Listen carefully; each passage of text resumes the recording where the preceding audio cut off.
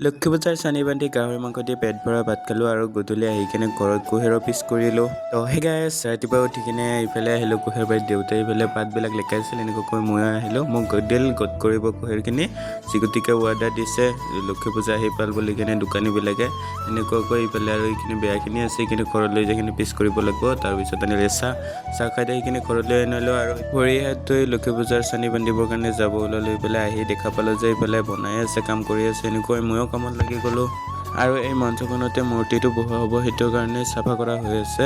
তাৰপিছত হৈ গ'ল চানি বান্ধা এনেকুৱাকৈ আৰু ৰং দিলেও আমি গোটেইকেইজনো। তাৰপিছত দিলে চাহ খাই দিয়ে উঠি কেনে আৰু ইফালে আহিলোঁ ঘৰৰ বেৰাখিনি গোটেই ভাঙি আছে বুলি কিনে গোটেইবিলাকৰ বেৰা দিয়াত লাগি গ'ল। এনেকুৱাকৈ বেৰাখিনি দিয়া হ'ল এয়া গোটেইখিনি হৈ গৈছে। তাৰপিছত আহিলোঁ ভাত খাবৰ কাৰণে এইফালে গাহৰি মাংস ভাত এনেকুৱাকৈ গোটেইকেইজনক খাই ল'লোঁ। তাৰপিছত আহিলোঁ মই ঘৰৰ ফালে যিগতিকে কাম আছে সেইটোৰ কাৰণে দেৰি নকৰি এইফালে কুহেৰ পিচ কৰাত লাগি গ'লোঁ আৰু এনেকুৱা পিচ কৰোঁতে ৰাতিয়ে হ'ল। তো গাইছ আজি এইখিনিয়ে আছিলে তো আজি বাই বাই।